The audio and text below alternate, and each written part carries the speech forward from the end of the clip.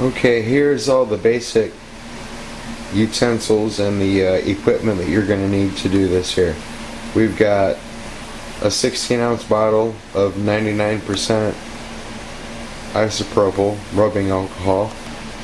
That's been in the freezer overnight. And there is a Tupperware full of some fine trim, sweet bud leaf that's been also in the freezer overnight. We have the basic strainer found anywhere in your kitchen utensil aisle at the famous Meyer store, and a couple of deep glass bowls, and a 1-quart mason jar with the lid, and that's a 9x13 casserole dish, and a coffee filter. That's pretty much everything that we need to get started here.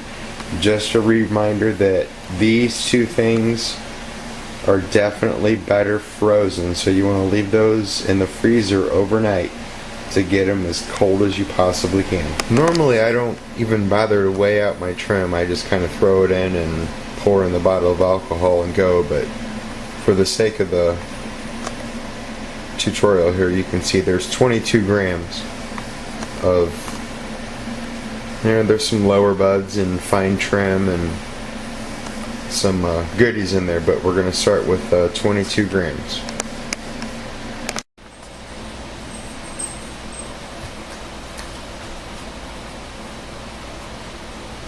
At this point, we're going to take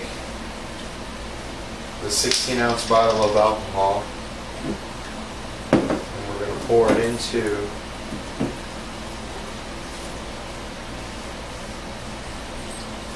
the jar.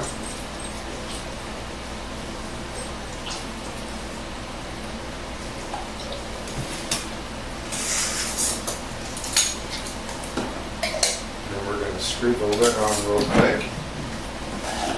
Literally shake like hell for 30 seconds.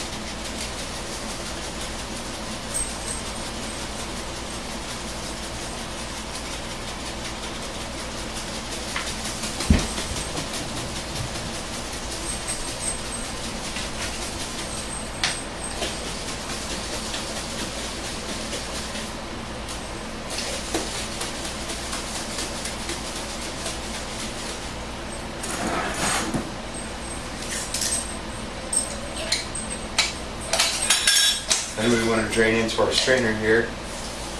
And I just let the liquid and a little bit of the leaf matter come through, but I keep the majority of it back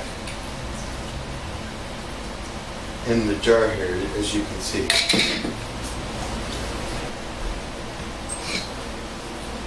Okay, after that initial strain's done, we're left with something that looks like this. And we're going to rinse out our strainer real fast.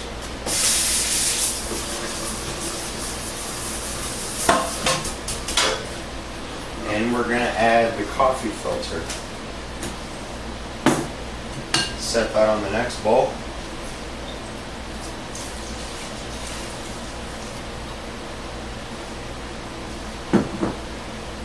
And we're going to dump that in and let that strain. This process is going to take about 15 to 20 minutes, and then we'll be dumping this into our 9x13 casserole dish.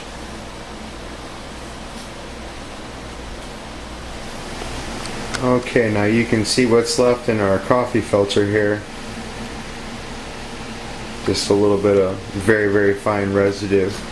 And we've taken everything that's dripped down into our glass bowl and we've dumped it into our casserole dish here. And as you can see, it's a fairly clear liquid. It has a little bit of a green tint to it, but it's really a fairly clear liquid.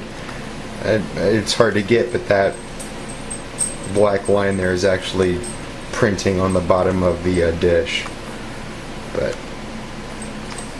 now from here we're going to put a fan on this, directly on it. We're going to create little waves on it, put some strong fan on it, and we're going to let it go for 24 hours. Okay, this is the part where we have to talk about dangers and all that other good stuff. Obviously, rubbing alcohol is extremely flammable, so I'm doing this in an extra bathroom that has an exhaust fan,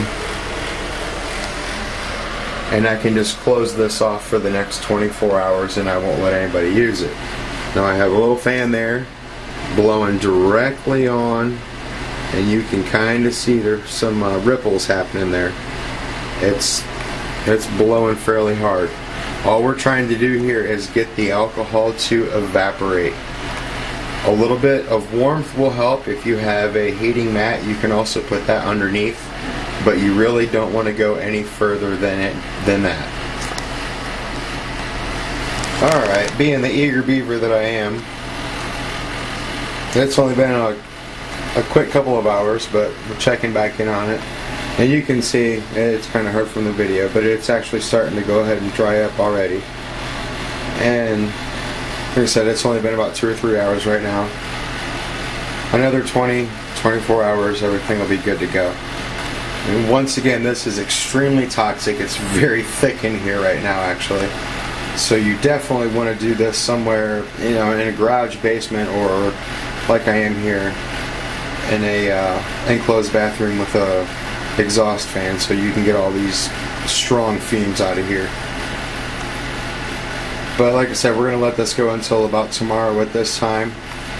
But for the purpose of the video, we're going to fast forward and show you another dish just like this one that is already dried.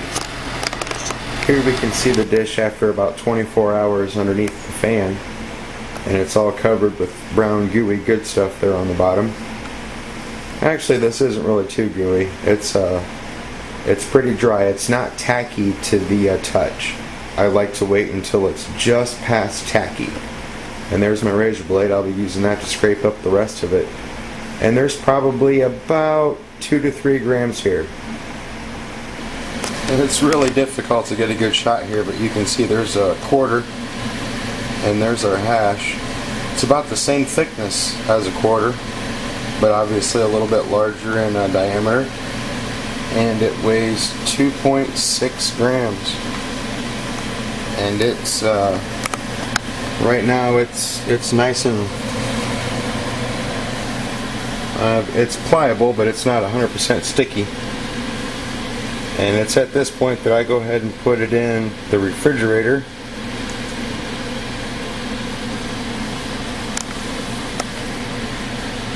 And it will maintain that real nice golden brown color. And it'll make it nice and easy to just chip off little pieces, and you can put on top of a bowl or a bong or anything that you like. And that is the easy QWISO Hash tutorial.